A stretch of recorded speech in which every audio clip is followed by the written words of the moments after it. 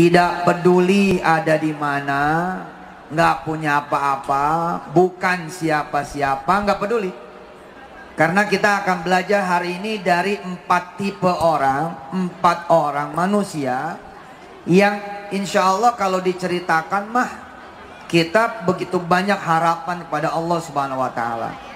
Tadi di panggung ada seorang mbak naik ke panggung dan sedikit saya lihat matanya menangis. Beliau bilang hidupnya terpuruk sekali sejak suaminya kemudian meninggal, berpisah. Tapi beliau kemudian merasa kuat dan dikuatkan oleh Allah ketika mendengar tausiah-tausiah saya dengan izin Allah. Lalu kehidupannya bangkit dan bahkan membaik. Beberapa bulan yang lalu saya juga dipeluk oleh seorang anak muda yang tidak lagi disebut muda juga, ya anak muda dewasa lah, sudah berumah tangga, yang beberapa tahun terakhir berubah dari keadaannya yang miskin, nggak bisa bayar kontrakan, nggak bisa beli susu anak, persis seperti tausiah-tausiah saya dengan izin Allah. Nggak dipandang, nggak dianggap, nggak ada yang menyapa, nggak ada yang ngabsen. Tapi ketika kemudian disentuh oleh motivasi, disentuh oleh banyak cerita-cerita motivasi dan inspirasi, dan dikenalkan kepada Allah Subhanahu Wa Taala, anak muda ini memeluk saya bukan di tanah air. Anak muda ini memeluk saya di kota suci Madinah, di depan Masjid Nabawi, memeluk, berterima kasih. Dia bilang, Ustadz, jika 2 tahun yang lalu saya orang miskin betul, kontrak aja harus pinjam, tapi hari ini saya memberangkatkan 8 keluarga saya. 8 loh. Ayah ibunya, ayah ibu mertuanya, istrinya dan anak-anaknya. Dan sambil jalan masuk ke Masjid Nabawi di subuh hari di bulan Desember kemarin 2019, anak muda ini bercerita bahwa sebelum berangkat dia baru saja melunasi pembelian rumah 1,7 miliar rupiah tanpa utang, tanpa bank, tanpa pinjaman. Dan beliau cerita sekarang sudah punya karyawan kurang lebih 50. Bayangkan coba, dengan 17 cabang warung bakso sampai cabang yang ada di Kota Padang. Jadi ibu bapak yang dirahmati Allah, saya ingin mengenalkan Allah kembali kepada diri saya dan kita semua, bahwa Allah itu luar biasa. Sayang kalau kita nggak punya omongan, sayang kalau kita nggak punya impian. Saya mengingat dulu ada salah satu tenaga kerja juga yang ada di sini, kemudian betul-betul saya motivasiin. Dan kalau tidak salah antara Taiwan dan Korea. Beberapa waktu kemudian saya ke daerah bencana, di mana yang menyambut saya adalah beliau dalam posisi, bayangkan coba, sudah menjadi wakil ketua DPRD. Ini luar biasa ini. Sudah menjadi wakil ketua DPRD. Dan saya pernah juga menerima sedekah dengan izin Allah yang disampaikan lagi kepada seluruh yang membutuhkan, dari juga seorang mantan tenaga kerja antara Taiwan dan Korea, antara Taiwan, Korea dan Hong Kong. Itu nilainya 700 juta rupiah. Jadi kalau hari ini ada yang ngeluh, ada yang punya urusan, ada yang punya problem, ada yang punya utang dan lain sebagainya, mari kita sama-sama melihat kebesaran Allah Subhanahu Wa Taala. Mudah-mudahan nanti kawan-kawan semua menjadi orang besar pada tempat dan bidangnya masing-masing, insyaallah. Mama silakan dibuka, Ibu Wakil Bupati, Pak Wakap, punya istri, Pak Waka dan Pak Wakil Bupati dan semua kawan-kawan semua. Kita lihat yang pertama ini kisahnya Sulaiman. Kisah Nabi Allah Sulaiman. Kita mulai dari ayat 30.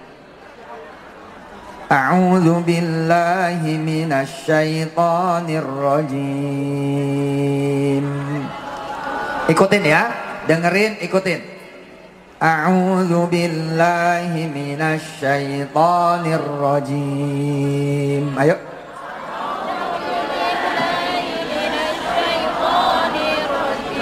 Bismillahirrahmanirrahim. Wa wahabna li Dauda Sulaimana ni'mal 'abdu innahu awwab.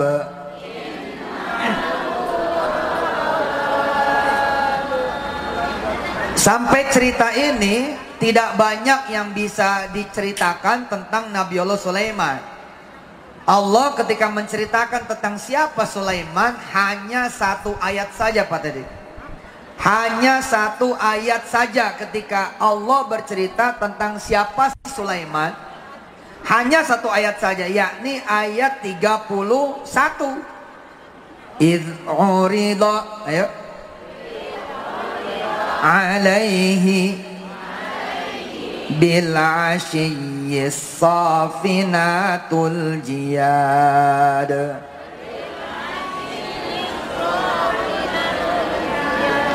إذ عرض عليه بالعشي الصافنات الجياد.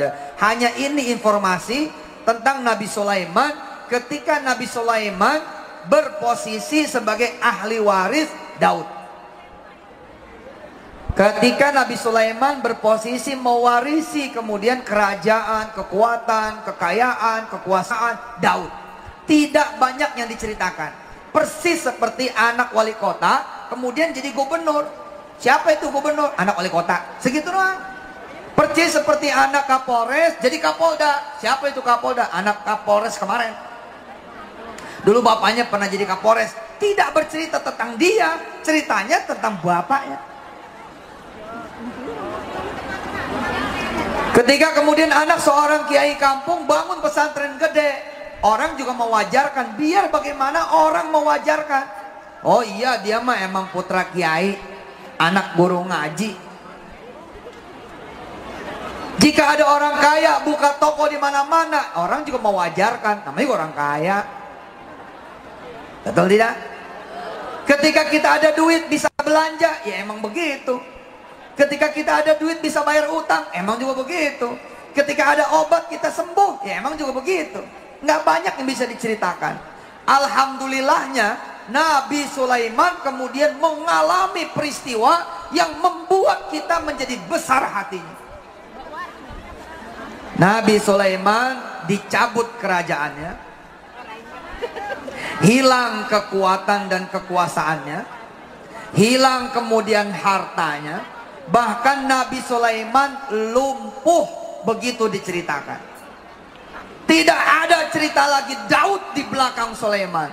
Bahkan Sulaiman hari itu pun nyaris Sulaiman yang bukan lagi siapa-siapa dan tidak punya apa-apa. Disinilah kemudian saya Yusuf Mansur zaman dulu melihat, oh bisa nih, oh peluang nih. Karena Sulaiman kemudian ketika dia reborn, ketika Sulaiman kemudian lahir kembali, ternyata Allah menceritakan tentang Nabi Sulaiman 5 ayat lebih panjang ketika Nabi Sulaiman mewarisi Daud. Nanti ibu bapak bisa dilihat di rumah masing-masing, mulai dari ayat 30 saya bacakan saja. Nanti silakan dilihat terjemahannya pada saat nanti bapak ibu bisa punya waktu yang senggang. ووهبنا لداود سليمان نعم العبد إنه أواب إذ عرض عليه بالعشي الصافنات الجياد فقال إني أحببت حب الخير عن ذكر ربي حتى توارت بالحجاب ردوها علي فطفق مسحا بالسوق والأعناق ولقد فتنا سليمان وألقينا على كرسيه جسدا ثم أناب قال رب اغفر لي وهب لي ملكا لا ينبغي لأحد من بعدي إنك أنت الوهاب. Jadi kalau kita pengen jadi Sulaiman terus kita ngeliat bapaknya, kita bakal bilang begini, ya nggak ke Uber, dia mah punya bapak yang hebat, saya nggak punya.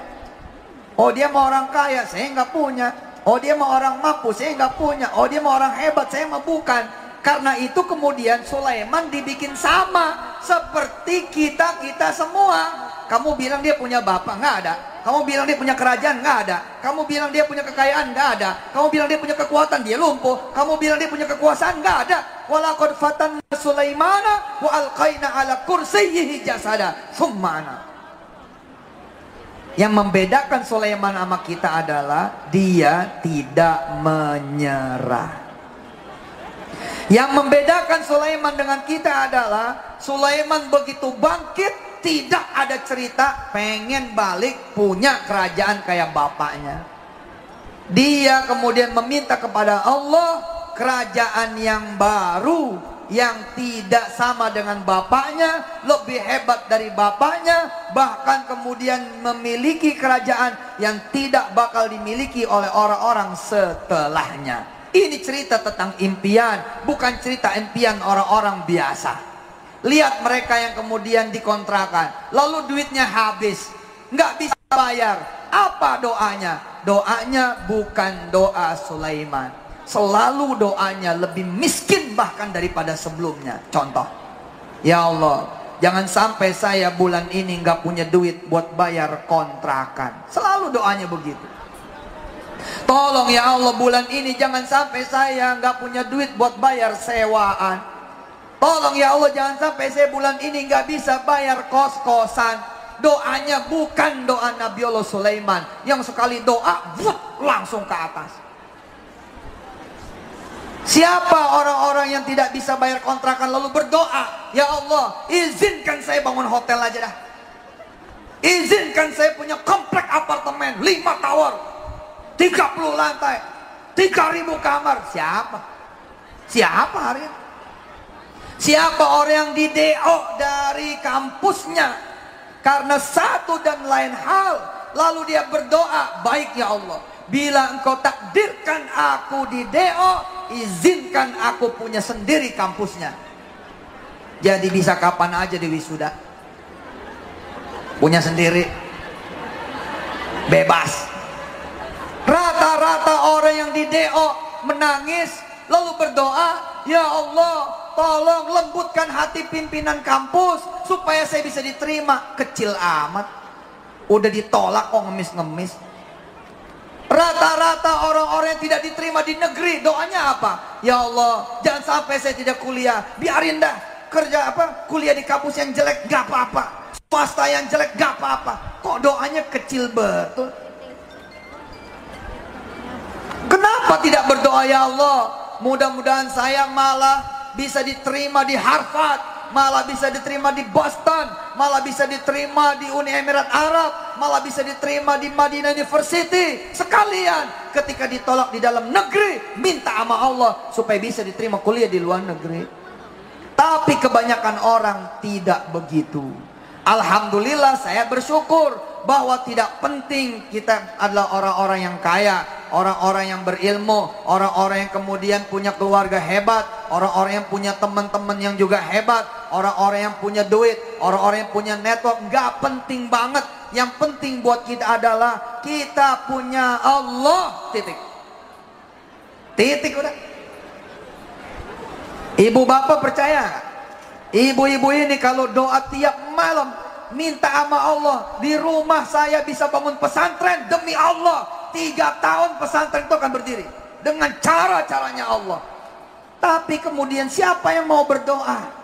Orang berdoa buat dirinya sendiri aja males. Enggak, kecil, dikit, sempit, pendek. Nggak ada. Jangankan bermimpi memberangkatkan haji suatu kampung, kita berpikir kita kayaknya nggak mungkin pergi haji. Saya kayaknya sampai mati bakal di Taiwan. Padahal kan habis dari Taiwan kita bisa ke Taitu, Taitri, Taifor. Ya naiklah, masa Taiwan melulu. Sekali-sekali nanti ke Taiwan gitu kan.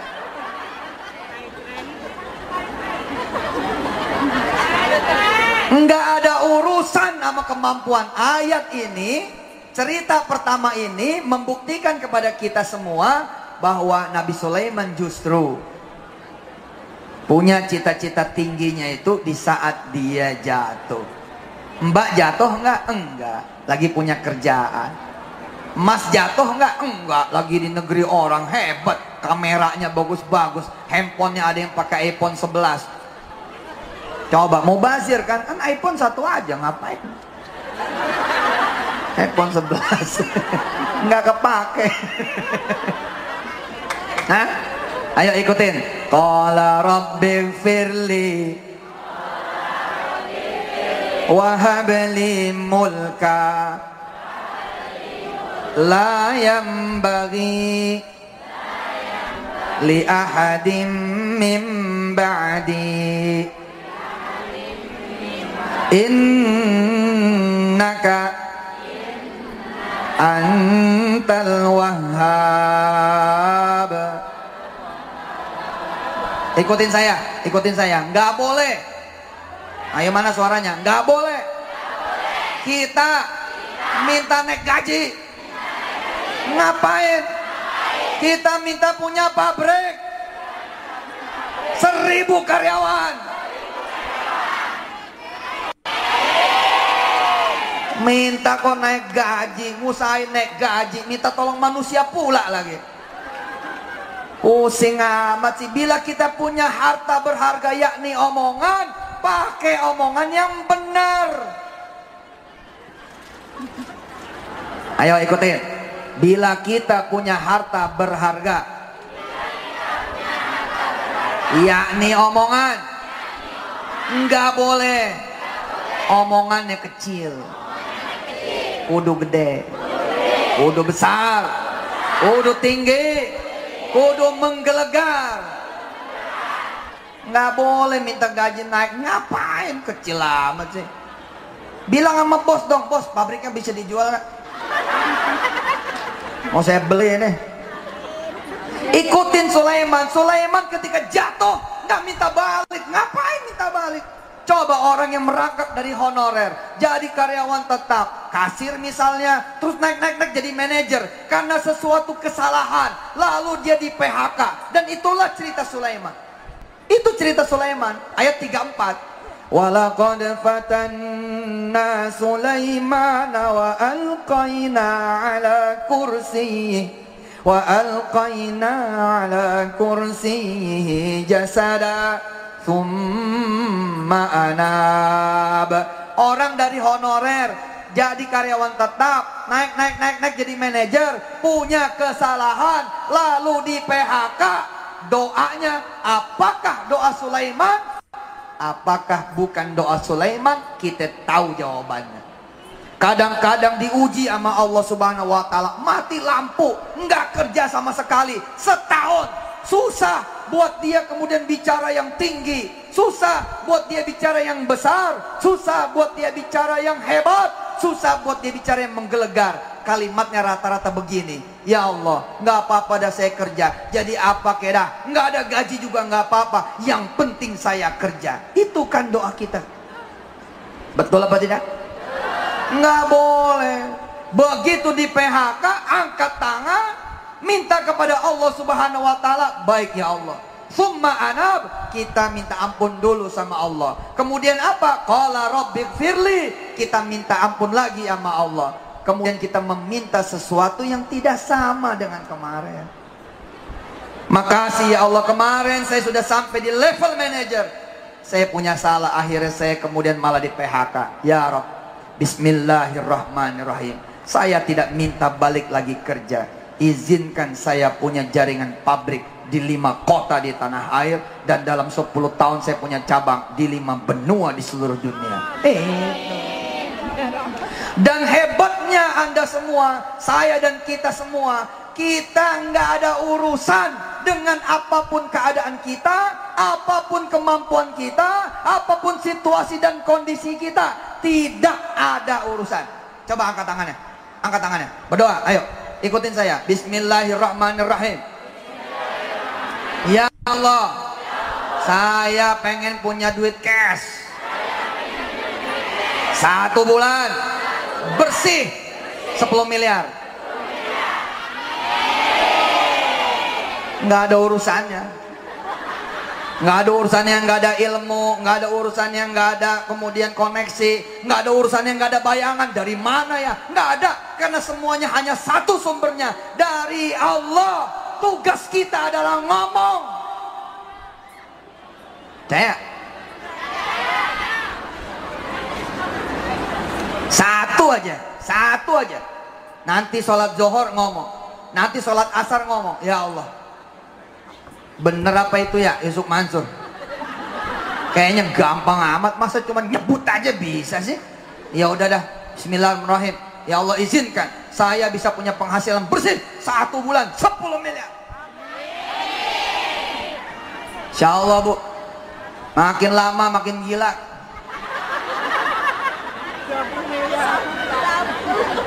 Mikirnya 10 miliar terus. Tapi Pak Wakil Bupati, Pak Wakil Ketua, beberapa tahun yang silam saya turun dari mobil. Saya turun dari mobil nyamperin tukang gunting rumput. Ibu Wakil, Mama juga mungkin ingat, Papa turun gunting rumput, orang gunting rumput, saya nggak tahu gimana, ada kertek ati, seperti disuruh datang kepada dia. Lalu saya turun, saya ucap salam 2007 kelihatannya pada saat itu. Oh tidak salah. Kemudian saya sapa beliau, Assalamualaikum Mas. Waalaikumsalam. Mas, pernah megang duit $100.000 nggak? Ini orang belum kenal saya baru naik doang waktu itu. Saya juga tidak mengenal dia. Tiba-tiba saya nanya sama dia yang tidak dia kenal, pernah megang duit $100.000 nggak?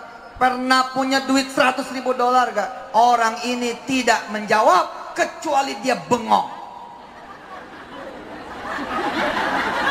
Kan gunting tuh, saya nyamperin kan? Pernah punya duit $100.000 nggak? Dolar. Pernah megang nggak? Pernah punya nggak? Bengong. Terus keluar kalimatnya, berapa tuh Pak? Saya bilang kira-kira 1 miliar. Apa dia bilang? Oh, boro-boro. Oke, angkat tangan kamu. Seperti saya nyuruh Anda semua angkat tangan. Dia angkat tangan. Terus saya bilang sama Allah, ya Allah, kasih orang ini $100.000. Amin. Terus saya bilang sama dia, tugas kamu adalah sholat 5 waktu, lalu bilang terus sama Allah, saya minta $100.000. Assalamualaikum. Iya betul, nggak terhitung dah tuh, nggak terhitung. Saya suka iseng orangnya, nggak terhitung orang yang seperti ini. 2012 saya bikin acara di Hotel Sultan, penggalangan dana. Ada satu orang, kalau saya nengok ke kanan ketawa, nengok ke kanan ketawa, nengok ke kanan ketawa, nengok ke kanan senyum, nengok ke kanan senyum, nengok ke kanan senyum. Selesai acara, izin Allah nih cerita, orang ini nyamperin saya. Ustadz, kenal saya nggak? Saya bilang, enggak. Saya tukang gunting rumput. Oh, enggak. Yang mana? Gitu. Ustadz dulu pernah nyuruhin saya doa supaya punya duit $100.000. Saya bilang nih orang kayak pernah ngeliat di mana gitu. Ngeliat Ustadz di TV. Saya percaya waktu itu sama Allah, lalu saya baca terus doa itu. Minta 100.000, 100.000, 100.000, 100. Ustadz, tolong catat nama saya Ustadz. Saya akan sedekah untuk pembibitan penghafal Al-Quran 10 miliar rupiah. Tapi saya cicil tiap bulan 50 juta rupiah. Perhatikan coba. Bayangkan coba. Saya tidak bertanya, kamu S1 apa S2 apa S3? Kalau S1 100 juta mintanya. Kalau S2 500 juta. Kalau S3 1 miliar. Nggak ada. Saya langsung tanya, pernah nggak? Gitu aja. Saya nggak nanya, bapak lu lurah, camat, wali kota apa gubernur? Kalau bapak lu gubernur, wajar lu minta doa sama Allah 1 miliar. Tapi kalau bapak lu RT, ya jangan segitulah mintanya. Enggak, saya tidak melihat siapa dia. Yang saya lihat adalah siapa Tuhan saya dan Tuhannya dia. Tuhan saya dan Tuhannya dia adalah Allah Subhanahu wa ta'ala. Afdalu ma qultu ana, begitu kata Nabi kita. Wan nabiyyuna min qabli la ilaha illallah.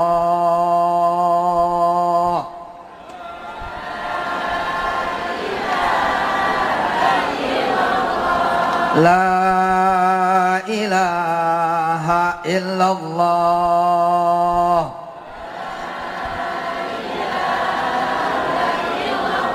La ilaha illallah.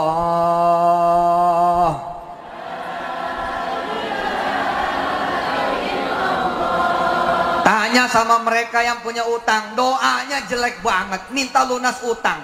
Padahal kalimat dia terlalu berharga kalau cuman untuk minta sama Allah lunas utang. 이죠. 빨간 지붕에 이게 타이페이 스테이션, 타이페이 기차역입니다. 네. Itu terjemahannya ya. Tepuk tangan buat tukang son. Kalau punya utang, doanya jangan jelek. Jangan jelek doanya, ya Allah, mudah-mudahan saya bisa ngelunasin utang saya. Kecil amat sih. Jangan begitulah doa. Egois bener. Kayak sendirian aja yang punya utang. Ya Allah, izinkan saya membayar hutang saya. Dan izinkan saya membayar 1000 hutangnya kawan-kawan saya. Gitu. Terus datengin warung-warung. Assalamualaikum. Gitu. Siapa orang kampung yang punya utang di warung sini, Pak? Tanya. Siapa orang kampung sini, Mbak, yang punya utang di warung ini? Tanya sama dia. Kita niat bayarin. Apa kata yang punya warung? Ya cuman situ. Cuman situ yang punya utang. Oh, cuman saya. Iya. Kalau gitu kalimatnya saya rubah deh. Doain mulai bulan depan, setiap hari orang kampung yang belanja di sini, nanti saya yang bayar. Apa kata dia? Pergi dah lo, cerewet. Tapi Bapak Ibu saksikan, tidak ada satupun nanti warung di kampung Ibu, kecuali mereka semua mendapatkan dana bergulir dari Ibu. Masing-masing orang 10 juta, 20 juta, 30 juta. Dan semua orang di kampung Ibu mendapatkan barokah dari omongan Ibu. Coba tanya orang-orang seperti saya, Pak Teddy, Pak Wakil Bupati, gara-gara ngomongnya salah, bininya cuma atu. Ya kita ini orang yang salah ngomong. Kalau ngomong kemana-mana satu. Akhirnya sih satu. Coba Ustadz Arifin Ilham kemana-mana ngomongnya 4. Akhirnya punya 4. Salah siapa coba? Si kita yang salah ini. Maaf ya Bu. Ngomongnya satu.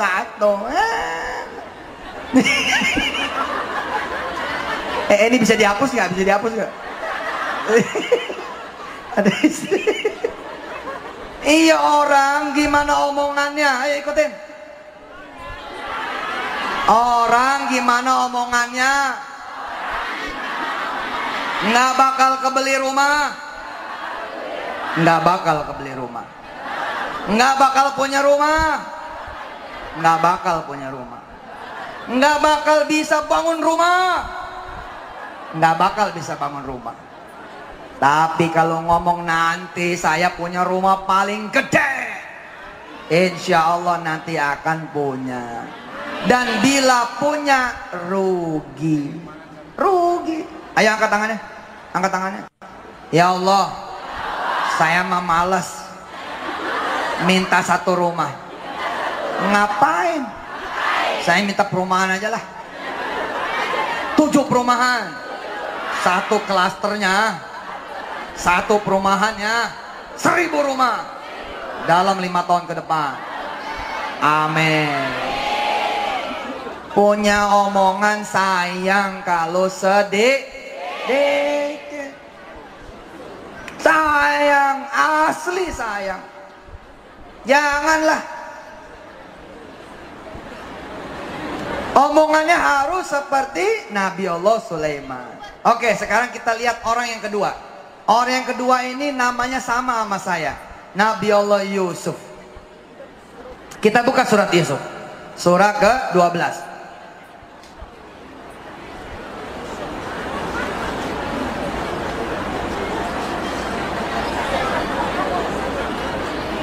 Silakan dibuka surat Yusuf. Surah ke-12. Langsung kita buka ayat 4. Jadi ingat ya, Bapak Ibu saat ini kerja, gajinya pun gede banget. Bapak Ibu kerja di Taiwan ini gajinya sampai 100 juta, Masya Allah. Setahun ya. Ini gede tuh, gede banget. Saudara bisa ada di Taiwan, orang-orang cuma ngimpi ke luar negeri. Saudara lagi di luar negeri. Hebat ini. Artinya bukan dalam posisi Sulaiman di ayat 34. Bukan. Sedang tidak terpuruk kok. Ini bibir pada merah semua, tanda mampu membeli lipstik. Kerudung warna-warni, nggak tahu nih udah lunas belum. Handphone kayak bagus-bagus, Masya Allah. Sekarang kita lihat surat Yusuf ayat 4. Dengerin, ikutin. A'udzu billahi minasy syaithanir rajim. Ayo. A'udzu billahi minasy syaithanir rajim. Bismillahirrahmanirrahim. إذ قال يوسف لأبيه يا أبت إني رأيت أحد عشر كوكبا والشمس والقمر رأيتهم لي sajidin. Anak kepala pabrik bilang sama bapaknya, nanti saya pengen punya pabrik. Ya biasa aja. Anak wali kota bilang, nanti saya mau ganti jadiin bapak. Ya biasa aja. Anak kapolda bilang, Pak, insya Allah saya juga akan jadi jenderal bintang 4 minimal. Emang ada jenderal bintang berapa? Ya terserah dia. Tapi orang wajar. Anak kapolda. Sebagaimana Yusuf wajar dapat cerita, dapat berita, dapat impian. Besok dia bakal jadi orang besar, bakal jadi orang yang disujudin sama 11 bintang, 1 matahari, 1 bulan. Wajar. Kita kayak punya duit terus pengen beli mobil, ya wajar, orang dimegang duit. Saya pernah datang ke Toyota Bintaro, ke Honda Bintaro. Dalam keadaan saya kucel, naik motor, nggak dianggap karena kecil badannya juga. Tahun-tahun 94, 95, 96. Saya rajin waktu itu datang ke showroom. Tapi saya tidak nanya mobil ini harganya berapa, tidak. Dari dulu saya nanya udah begini, kalau saya beli 100 mobil, itu ngomong. Kalau saya beli 100 mobil, begitu saya ngomongnya. Sama siapa saya mesti ngomong? Alhamdulillah nggak dilayanin. Apa kata mereka? Nih daftar harganya, hitung sendiri. Kalau nanti udah punya duit buat tanda jadi, kemari. Nggak ada yang ngelayanin. Tapi saya tahu siapa yang ngelayanin. Allah yang ngelayanin saya. Hari ini mungkin mobil saya udah lebih dari 10.000 Pak Wakil. 10.000. Asli 10.000. Dari mana judulnya? Oh saya Ustadz. Di Taiwan aja saya punya mobil.